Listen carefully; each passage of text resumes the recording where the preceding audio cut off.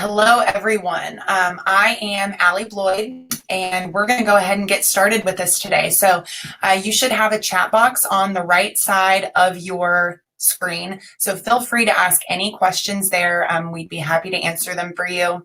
So, you are on the webinar today for Kitchen Remodeling Secrets, how to get it done faster with less money. So, there are so many things that we could say about kitchen remodeling, but in this limited time that we have together, we're going to focus on how to get it done faster, obviously, and how to save you money. So if you have any other questions that we don't cover in this webinar, feel free to reach out to us on social media, send us an email, just any way that you want to reach out, we'd love to help you. So you don't have to worry about taking notes today. At the very end of this webinar, I'm going to send you guys an email that's going to have all the information that we cover. I'm also going to give you a kitchen remodeling materials cheat sheet. So this is going to be your guide to kitchen cabinets, countertops, tile, and flooring. This is a really awesome resource. It's going to guide you through pros, cons, price points, installation cost, and some other important factors that you need to know when deciding on your materials. We're also going to give you a really cool ebook called 9 Stylish Kitchen Design Templates. So this is going to be 9 different kitchen styles, and we're going to show you how to achieve those looks. So if you're not sure what you want to do in terms of style for your kitchen, this could be a great first step for you. So in this webinar, you're going to learn a lot of things. We're going to cover how to budget to get the maximum return on investment on your remodel. We're going to cover the top ways to stay on track with your project and keep your stress levels low. We're going to teach you how to find a qualified installer, how to choose the materials that are going to last you the longest and that work best for your lifestyle, and how to identify value in the 2 most important pieces of your kitchen remodel, which would be your cabinets and your countertops. Lastly, we're going to show you how to prioritize your wants and needs so that you can get everything that you're looking for at a price that you can afford. So why is this important? This is a huge project. It's going to be thousands of dollars, and it's also going to take weeks, if not months of your life. So avoid disaster by having a plan. I promise you that by the end of this presentation, you'll feel much more equipped to start this project, and you'll have a strategy in place to get that going. So with that said, we will go ahead and get started. So I'm the marketing director for Builder Surplus. I've helped hundreds of homeowners in our Kitchen and Bath University classes and webinars learn how to navigate all of the confusing questions that they may have. And then we also have Todd Bauer. So tell them a little bit about yourself, Todd. Hey, everybody. I'm Todd Bauer. I'm the owner here at Builder Surplus.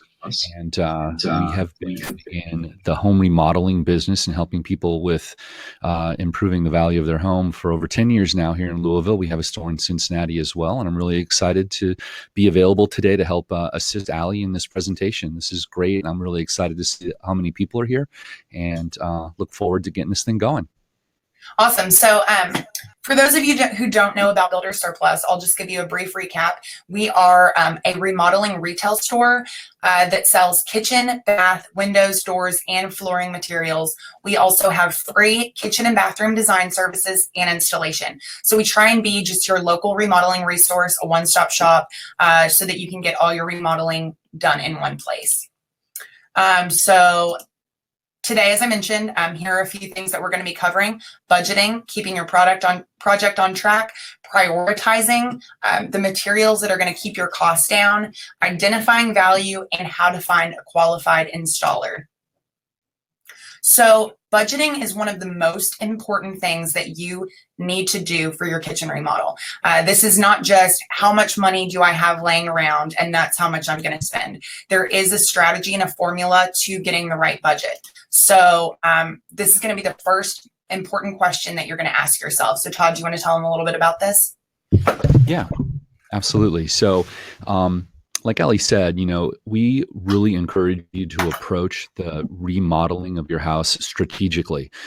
We talked about how we view your house as an asset, and it has value. And your goal is to maximize that asset when you're ready to sell it one day, or have a return on any investment that you make. A lot of people may not view their house like that. I hope you do. And I think that you probably do because you're here today and you care about the value of your house. So when it comes to remodeling, there's really one question you need to ask yourself. It's really simple. Am I going to stay in this house more than 5 years? And depending on what your answer is, there's two different budget models that we would suggest you look at. And let me tell you real quick why this 5 year mark makes sense. If you are staying less than 5 years, it's really important for us to make sure that your remodel is obviously uh, low enough in price that you can get your return on investment within the next 5 years. If you're staying longer and you're going to be in that house for 10, 15, 20 years, you have a much longer timeline to get your return on investment. You have a lot more freedom to invest in products that are more suited to what you want versus what the market is demanding at this time, because 20 years from now, you're going to have a different opportunity to sell and a different value to sell at. So knowing what your timeline is in your house is probably the first really important question you need to understand. So the second question that you need to know the answer to is, how much is my home worth? So without knowing that, you really are not able to do this formula. So there's a few ways that you can find out if you don't already know. You could use sites like Zillow, type in your address, and it would probably give you a pretty general estimate. You could also look at homes that have been sold recently in your neighborhood that are comparable to your house in terms of square footage, bedrooms, bathrooms, things like that, and get a good idea. Or if you are looking to sell, most real estate agents do free home valuations. So that would be a great way to find the answer to this. So if you are staying in your home longer than 5 years, up to 15% of your home's value would be appropriate for your kitchen remodel. If you are moving, then 10% would be the max that you should try and spend on that. So we're going to give you two examples. We're going to say that your home is worth $200,000. If you're staying less than 5 years, then your budget would be up to $20,000. If you're staying longer than 5 years, could be up to $35,000. So that right there makes a big difference in terms of your budget. That's $15,000 difference. So you really want to make sure that you've thought this through. And here is a more detailed breakdown of how your budget should look. So as you can see, cabinets are the single most expensive part of your kitchen remodel. We're going to spend a good bit of time today talking about cabinets, and this is the reason. If you want to focus on getting the most for your money, this is where you need to focus. 15% will be to labor. If you're going to get a lot of custom work done, this number could increase, so keep that in mind. Same with appliances, about 15%, but if you're going to go with luxury high-end appliances, it could cost more than that. Your countertops will also be 15%, where your sink, hardware, faucet, backsplash tile, things like that, they're going to come in around 5% total. And then lastly, you really want to save 15% of your budget for unexpected expenses. And this is so very important. Most people, they assume that everything will be fine. And that's just not the case. You are probably going to run into issues. And when that happens, you can either be blindsided and not have any money set aside for that, or you can be prepared and you can have that money ready to go. And that's going to really reduce your stress. It can also completely stop your project if you run into an issue that takes money to be addressed and you don't have that money. You've already bought your products, you've already paid your contractor. So very, very important thing to remember. And then this is just kind of the hypothetical budget that we laid out, and this is a real life example. So about $7,000 for cabinets if you're staying less than 5 years, and over $12,000 if you are staying more than 5 years. And then about $1,000 to $3,000 and about $2,000 to $5,000 for the rest of your materials. So this is another very important thing to note about your budget. So as you'll see in that budget we laid out, we did not list anything about a kitchen designer. And we're going to be talking about kitchen designers here. And the reason for that is that we offer this service completely free. So there should be no budget needed for that. And so the fact that it is free, we really like to just encourage people to utilize this free service because it's going to make your life easier. It's going to help you save money. It's going to help your project go quicker. So we'll kind of tell you a little bit about one of the misconceptions that people have regarding the budget when dealing with a designer. Todd, do you want to cover this? Yeah, sure. This slide kind of depicts what most people view the relationship between customer, budget, and designer. I mean, a lot of people come into our store and they have a budget in mind, and then they'll sit down with one of our designers. And I guarantee you, early in the conversation with the designer is going to ask you the question, "Hey, what is your budget?" And a lot of the times, the customer is unwilling to share that number. And I think that it has to do a little bit with trust. They think that if they tell the designer their budget is $7,000, the designer is going to spend every penny of it. And I got to be honest with you, that's not the goal. The goal is to help you create a kitchen within your budget. And if the designer has no idea what your budget is until the very end of the design process, I guarantee the budget and the design are not going to meet up. So it's And this is super going to waste a lot important. of time as well. Oh my, They yeah. will design something that's just not going to work for you. Right. I mean, they'll be putting in all kinds of bells and whistles. Do you like this? Do you like that? Of course you will. Everybody wants this beautiful door style or this beautiful paint color or this beautiful upgrade. Glass doors in all my cabinets. And meanwhile, you're wandering down this road without a destination, which is called your final budget. So, we would like to flip that a little bit. And this is really how we would like to view, the relationship. The designer and the customer are on one side of the table, and their goal is to work together against that budget to make sure that they come in at or under it. And I don't know a single designer that wants you to overspend. They want you to be happy. They know that if you overspend, it's stressful and it's not a happy experience doing your kitchen. So I would just encourage you to share the budget immediately with a designer, especially if you're here at Builder Surplus, because we're not going to try to do anything make you go over. We want you to come in under, and the sooner we know what that budget is, the sooner we can help you figure out how to make sure you get the most value for your money. Absolutely. So here are a few reasons to use a kitchen designer. They've been doing this professionally for years. So they know how to beat your budget, as we just went over. They also know all the product lines. So you can decide on your materials, but within those different materials, you're going to have several different product lines. Some are going to be better suited to your lifestyle than others. So let's say you're looking for an eco-friendly product. Say you have pets and you need something that's going to work well with that. You want something that's made in the USA. There are a lot of different variations between those product lines. So save yourself some time and don't try and research all that on your own. Just ask them because they already know. One of the most important things is that they're going to see potential issues before they occur.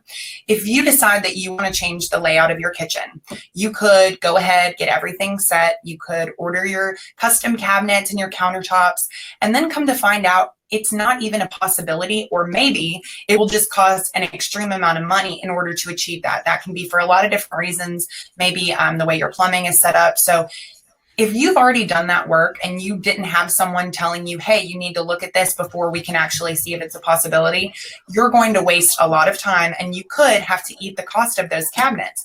If they're custom cabinets, you can't just send them back. They're made specifically for you. So utilize their years of knowledge by helping you see the unexpected issues that could occur.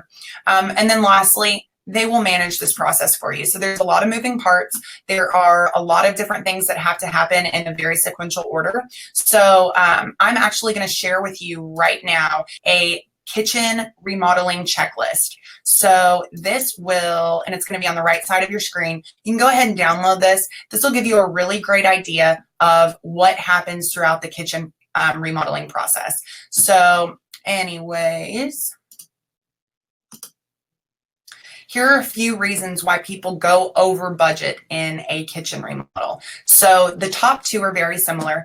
People decided to buy more expensive products or materials, or the products or services were more costly than expected. This is something, like we just mentioned, can be avoided by using a kitchen designer because they're going to give you those costs up front.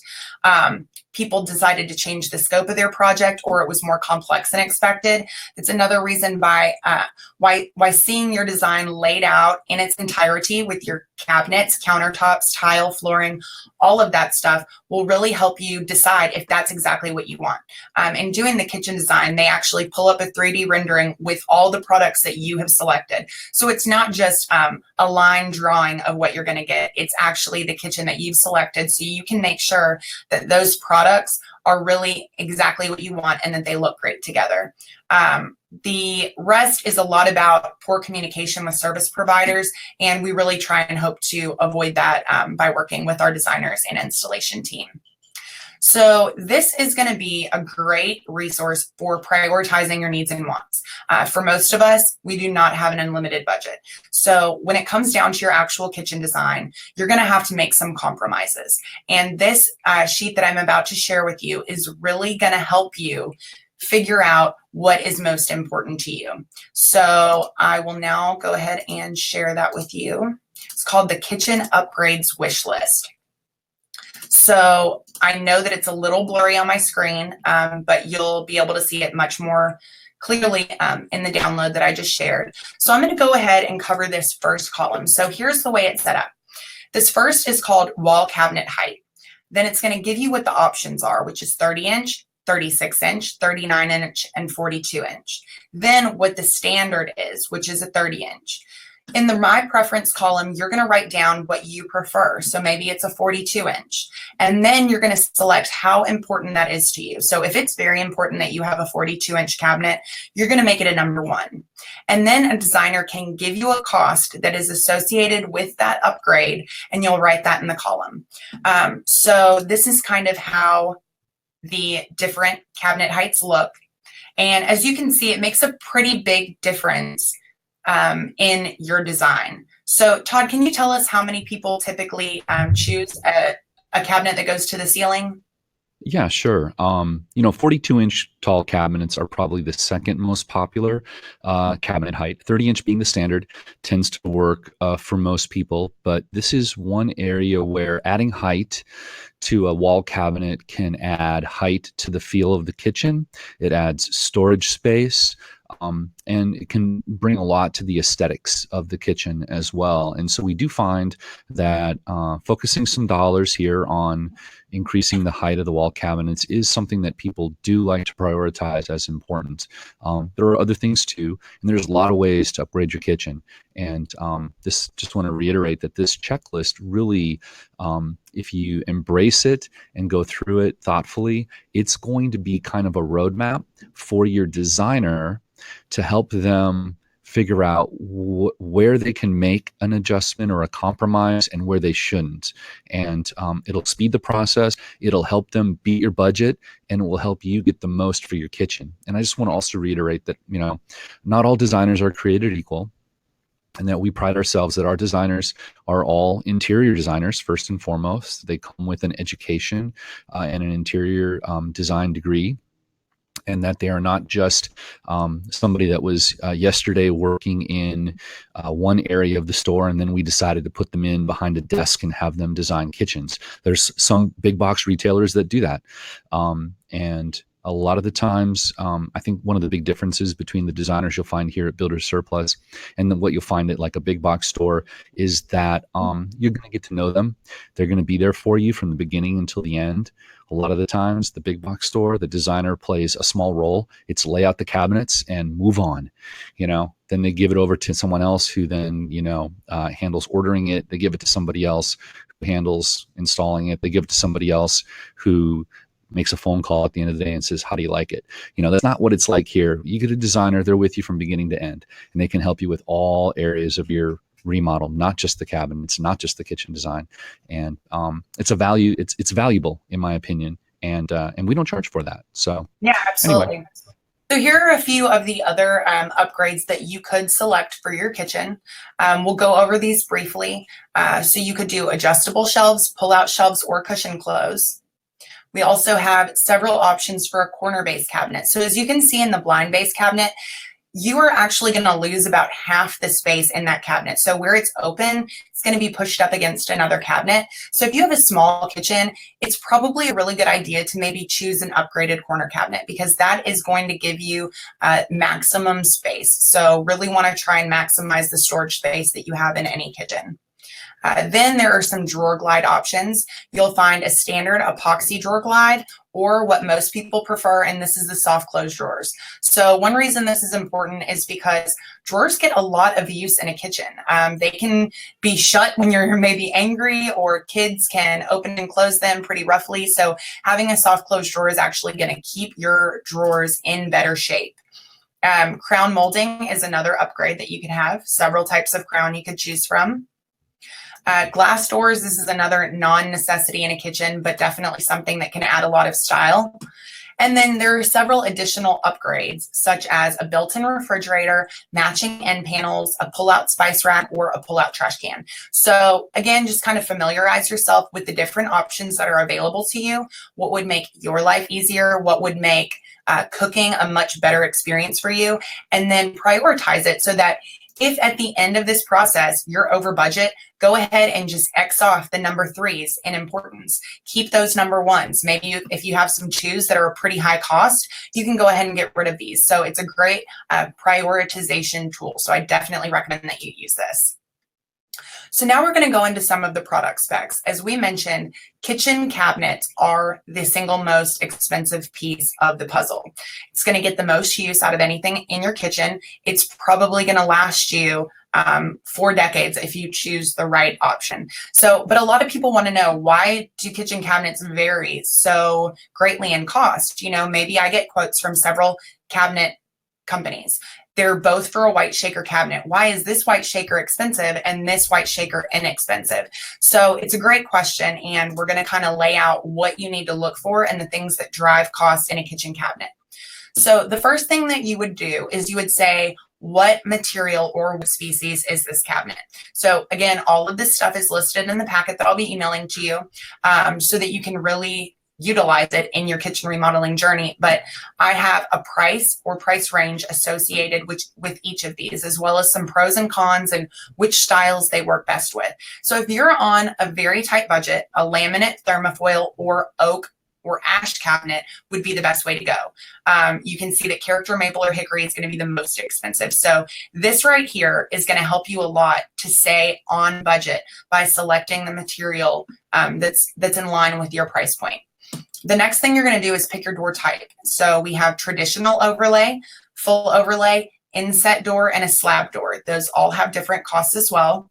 And then you're going to pick your finish. Is it going to be a stain? Is it going to be a paint? Is it going to have a glaze on it? Or is it going to have a very special finishing technique? So for door construction, here is what a traditional overlay is going to look like. This is going to be your most affordable option. As you can see, there is space between those cabinet doors and drawers, so you can see the frame of the cabinet itself. So I still think this looks really nice, and it's definitely the most affordable option. A full overlay is a bit more expensive, and this is where the cabinet doors and the drawers butt right up next to each other, so you're not going to see the frame at all. The inset door is going to be the most expensive.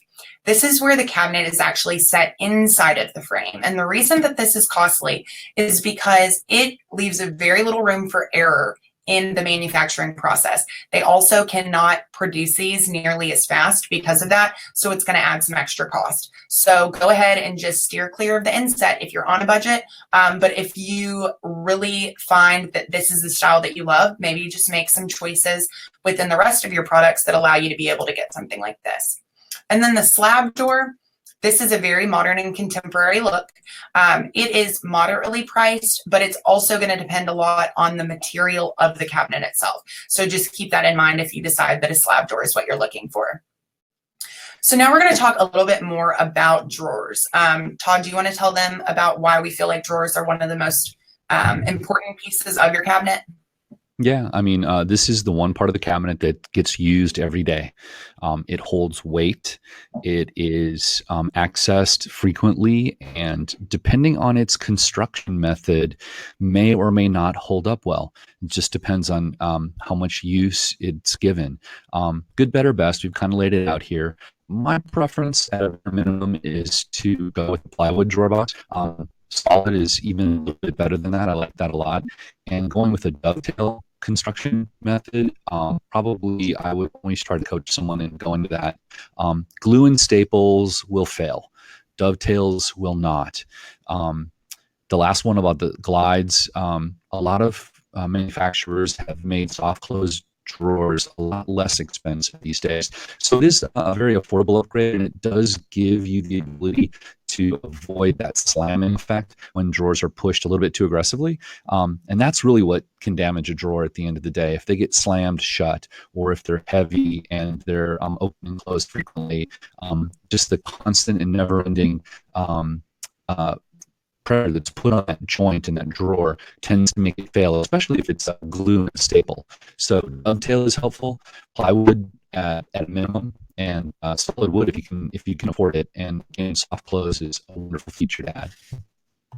So as you can see on this slide, that interlocking area is what is called dovetail. So it just makes it the front of the drawer much more secured to the box of the drawer. So now we're going to kind of talk about spotting value when you are comparing cabinets. As I mentioned, a lot of people don't understand why this cabinet from this manufacturer versus this cabinet from this manufacturer are two totally different prices when they're both a white shaker cabinet, for example. So you want to make sure that if you are getting quotes from multiple vendors, that you're comparing them apples to apples. So the very inexpensive cabinet quote that you got, they could have the bare minimum. You could have a particle board box. You could have plywood doors. You could have just the regular epoxy drawer glides. There's a lot of things that they could leave off of that cabinet to make it appear much less expensive, but things that you should care about if you're concerned about the durability of your cabinets. So when you think about your cabinets and the price, you need to think about how long they're going to last, because ultimately this is going to be the way that you get the most out of your money. If you spend $5,000 on cabinets instead of $7,000 on cabinets, but the $7,000 cabinets are going to last you twice as long, you've actually spent more money with the cheaper cabinet because you're not going to get as much use out of it. You're going to have to replace it sooner, or it's just going to look very bad for several years until you're able to replace it. So that's how I kind of want you to think about the remodeling process when you're choosing your materials. Durability is the most important factor of your materials, because you will have to replace cheaper materials sooner, and that's going to cost you in labor, that's going to cost you in time. So just save yourself some of that hassle and try and spot the most durable products up front. So do you want to talk a little bit about some of the other things that can add those costs? I mean, we went over a little bit, but just how much it can really impact the cabinet cost. Yeah, I mean, you can, depending on the specifications, whether you're with particle board or plywood, whether you're using staple and glue drawers or solid wood dovetail, or whether you're just doing a basic veneered stained cabinet all the way up to reverse overlay, full overlay, painted cabinets, you can see your cabinet price double or triple or even quadruple. So it's kind of good to understand kind of what's behind the scene. One just real quick story. Was my chiropractor many years ago. She was telling me a story about where she had bought some really nice cabinets, she thought, from one of the big box stores. It was Lowe's, I'll just tell you. And she had them install it, and they were white thermofoil, and they were the product that they sold right off the shelf, and they're very affordable cabinets. They came out, they installed them. She loved it. She filled her cabinets up with her dishes, and she had a lot of really nice kind of heirloom, or the nice dishes you bring out on the holidays. And she left that day for work. When she came home, her cabinets had pulled off of the wall. Her dishes were completely smashed. It destroyed her countertops and everything. The cabinets absolutely failed when they were filled with weight. And the problem was she bought an inexpensive particle board drawer box, which is what you'll find in the big box stores on the shelf every day. And they're basically staple and glue, and they don't have hanging rails. And yeah, they're affordable and they look good, but is it really worth destroying your grandmother's, special heirloom dishes to try to save a little bit of money? In the end, she was devastated. It was a disaster, and she was upset beyond belief, and she ended up not going back there to get good cabinets the second time around. And so understanding what's going on behind the scenes is really important. Go ahead, So Ali. she bought those cabinets and she ended up having to buy new cabinets very soon after. So that at least doubled her cabinet price. So again, just focus on the durability of these products. So now we'll talk about kitchen countertops. This is one of people's favorite things to discuss. Kitchen countertops can really add a wow factor to your kitchen, something that you're going to use so often every day. So here are three of the most popular countertop materials and a little bit about them. So laminate countertops, they're definitely going to be your most affordable option. We have prefabricated, which means that you can come in, buy the countertops, and then go ahead and get them installed or install them yourself. And then there's custom laminate. So there are hundreds of colors for custom laminate. My mom actually got a really beautiful custom laminate called oxidized beam wood, and it looks like old barn wood. So she wanted something that was more affordable. She spent more money on her cabinets because that was really important to her. She went a little bit less expensive on the countertops, but still got something that looked really great. And something we can mention about countertops is if you're looking to sell your home, you may want to invest more money into your countertops. If you have cabinets that look good, those countertops are really going to add a wow factor to your home. If you're staying for a long time, maybe put that money into your cabinets, because upgrading your countertops over time is a really easy project to do, or much easier than changing your cabinets. So that's just kind of a good way to look at things. Laminate countertops, they are not as durable though. They're not going to last quite as long. They can be damaged by heat, and they can chip or scratch decently easily. So while you do get the more affordability, you're going to sacrifice a little bit on the durability, and then the maintenance. Todd, do you want to tell us a little bit about granite and quartz? Yeah. Yeah. I mean, I think when it comes to countertops, one thing you should consider is what are your neighbors doing? And I say that because, one day, again, if you're going to sell your house, be putting your house on the market, and it's going to be valued and evaluated against other houses in your market. So if you're in a neighborhood where everybody has granite countertops and you have laminate, you're going to be at a disadvantage when it comes time to sell. So if you have let's say you have a $300,000 home, or even a 200,000 or 250, if the expectation for a buyer is granite, you need to be there. You cannot put laminate in. Or if you do, you might not be the first one to sell. It may take a while. Your house may stay on the market longer, while other houses that have some of the better upgrades are sold first. So I would try to take that into account. The other thing is that the evolution of countertops over the last few years, we're starting to see that quartz countertops are becoming a lot more popular, and they are gaining market share over granite. And you might ask, what's the difference between quartz and granite? And really, quartz countertops are man-made, and of course, granite comes out of the earth. But granite is made of quartz, so it's kind of the same thing. The thing, though, about granite, it's about 75% quartz, whereas man-made quartz countertops are about 93% quartz. And it's the quartz that make the countertop durable, hard. Quartz countertops are more durable, harder, they're sealed, they're least resistant to scratching and staining, and they don't require any sealing. So they are the moderate to expensive option, but they have a very good, durable, useful life. Granite, it's moderate to expensive as well. It's going to require sealing. The patterns in granite these days are getting a bit old, I'm going to have to say. I'm not seeing a lot of new and innovative granite colors coming out of the earth. It's a lot of the same old stuff that we've seen for the last 10, 15 years, whereas quartz is kind of more innovative. They've found ways to mimic natural granite, and they can control the color so much better, and they can control the pattern that the outcome is a lot more cool in some situations, I would say. And in all honesty, there are quartz colors that are cheaper than some granite colors. So those two are kind of go back and forth quite a bit. Laminate is holding in there, like Ali mentioned. There's been a lot of innovation. There's been a lot of ways to make laminate look amazing and still hold an affordable price point for people. So it's held on to its market share for the most part. Granite has given some to quartz. Quartz has picked up quite a bit. What we're not seeing anymore really are things like soapstone, concrete, uh, Corian. You may have remember that countertop from the 50s and 60s. That's virtually dead. It's very soft. It scratches. It's not very durable. You can still find it out there, but that DuPont product is kind of like done. It's like a buggy whip. Most of the market share for quartz has been from those solid surface type of countertops.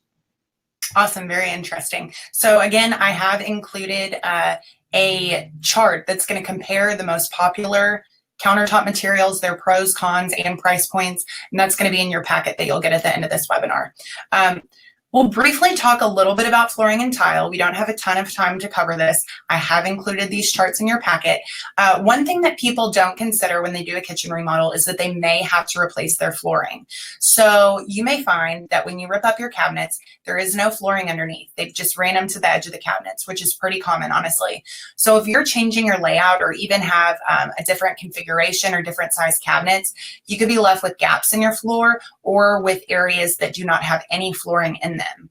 And what that's going to mean is, either you try and find that same floor, or you deal with a floor that looks kind of janky, or you have to replace that flooring. So if it's not in your budget, then that could come out of your unexpected expense budget. But this will be a really good guide on what will work best for your lifestyle. It's very important that you choose not just what is trendy or what your friends like, but what works for your lifestyle. And a little bit about backsplash. I honestly think that it's probably my favorite piece of a kitchen remodel. You take two kitchens that are exactly the same with cabinets, countertops, flooring, and one has a backsplash and one doesn't.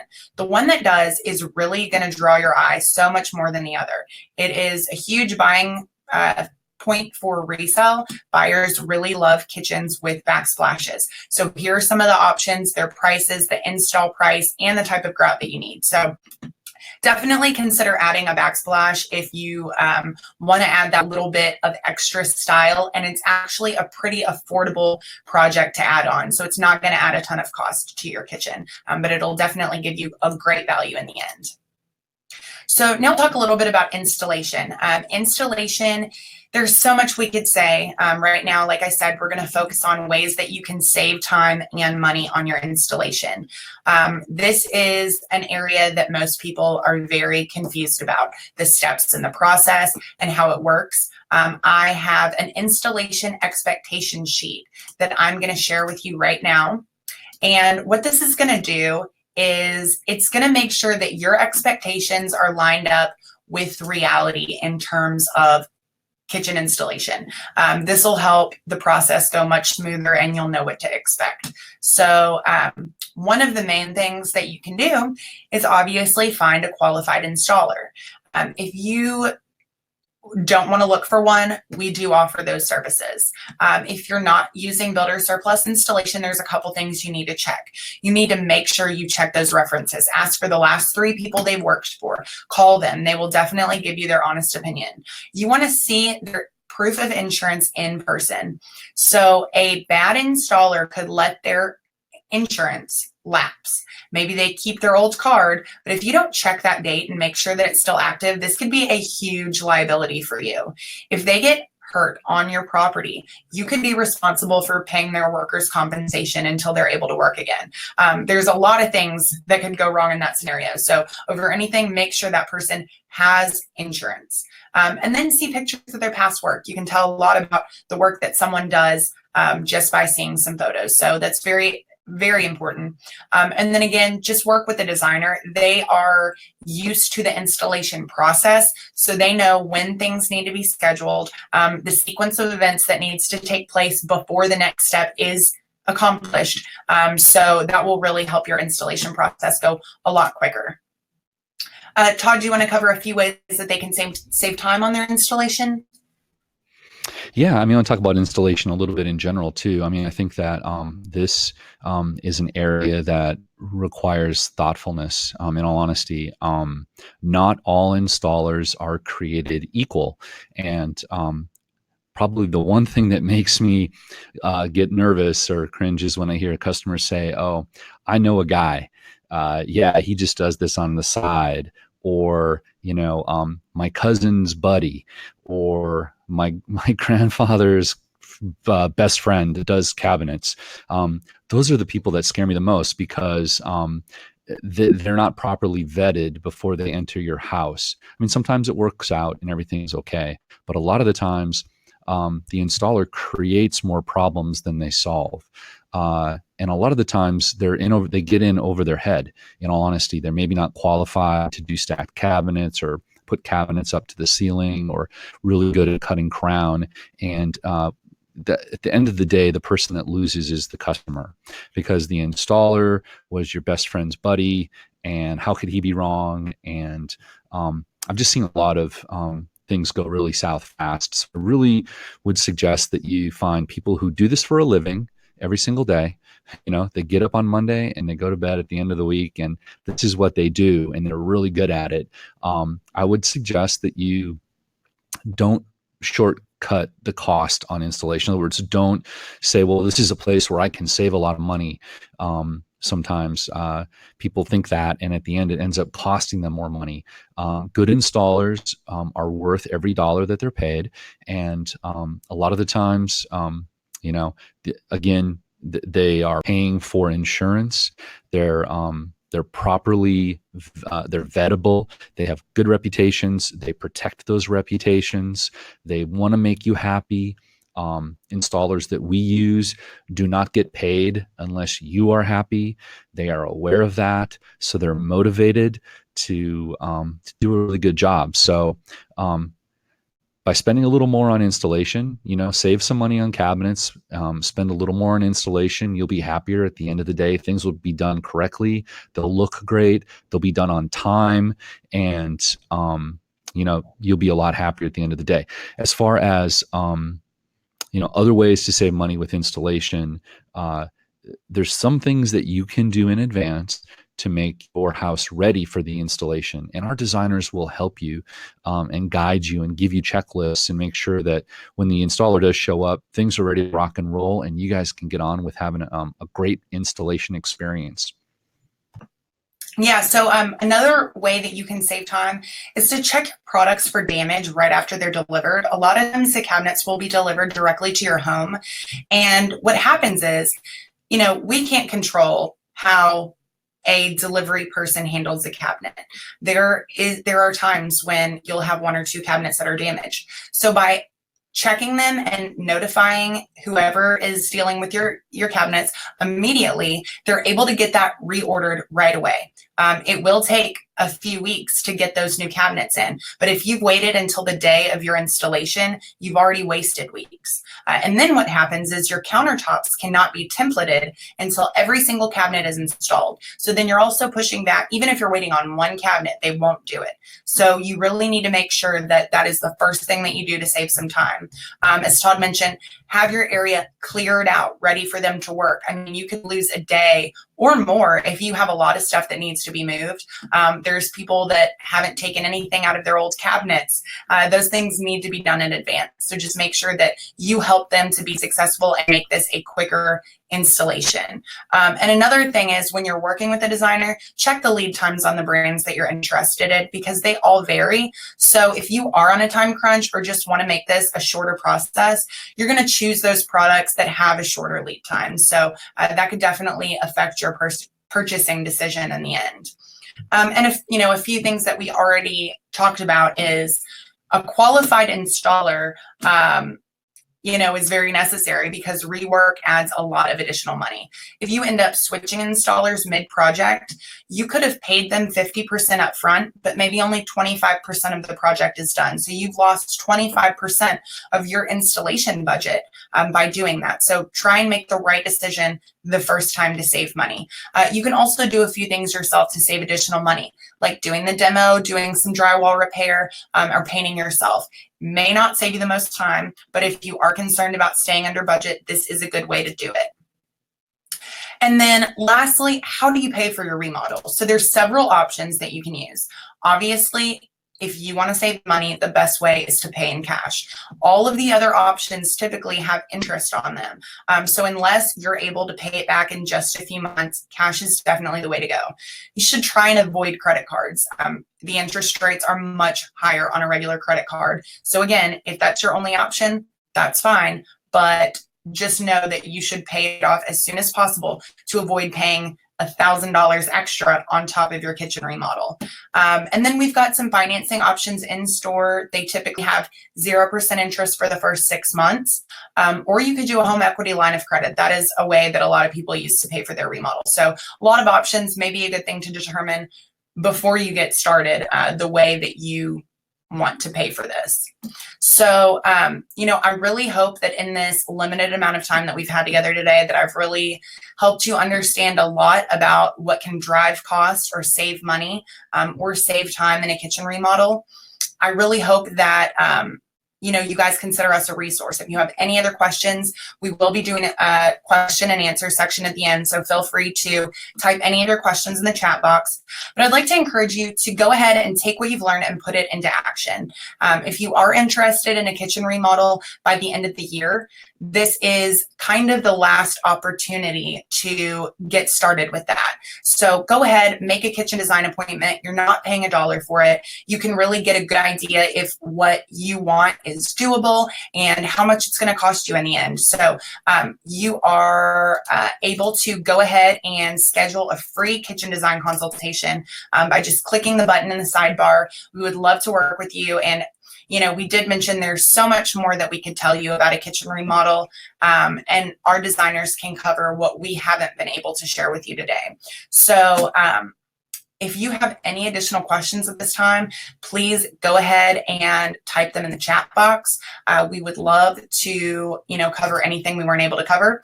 And I just hope that you have gotten a lot out of this presentation, and we really look forward to working with you. All right, anybody have any questions? All right, well, I'll stay around for another couple of minutes. So if you do have anything that you think of, just shoot it to me here, and I'll be happy to take care of that for you. Todd, thank you so much for joining us, and I hope you have a wonderful day. Yeah, thanks very much, you guys. Again, I hope you found it valuable. I know we crammed a lot of information into 48 minutes, and use the downloads that Allie provided for you guys to create a little folder and start your process with any kind of a home remodel. There's so much education that's required. I feel like the customer needs to feel like they understand what they're buying so they can make an educated choice. That's pretty much why we do this. Is we know that there is a large volume of knowledge that needs to be consumed for you consumers who are about to go embark upon this, and we want to try to facilitate that and make it as easy as possible so that you can make a super good informed choice and like I said, maintain or grow the value of the most important asset you'll ever own, which is your home. Awesome. Thank you guys so much for, enjoying this. I'm reading the chat box now. Someone asked, is the design consultation always free? Yes, it is. I'll pull back up some of these file sharing offers for any of you guys who weren't able to get it. I'm only able to do one at a time. So I'll pull up the... Let me jump in there real quick on is the design consultation always free? I would say 90% of the time it is. About the only time that we might ask for a retainer is if the window that you are asking for is very far out. Let's say you're going to build a new home. You haven't broken ground yet. You're 6 to 8 months out, and you need a design today. Well, there's probably 5 or 10 other people that are actually remodeling next week that need a design today as well. So if you really, really, really need a design, and you even though you're very, very far away from that date that you're actually going to purchase, you can pay a design retainer, move yourself to the front of the line, and then when you purchase your kitchen, we'll give it back to you. So it really doesn't cost you anything, but that you might find a situation where if you're not very close to the actual remodel date, a designer may ask you to retain her services, and that's totally a standard operating procedure in the industry. Awesome. Well, I guess if you guys don't have any additional questions, we'll hop off here. But again, thank you. And I hope you all have a wonderful day.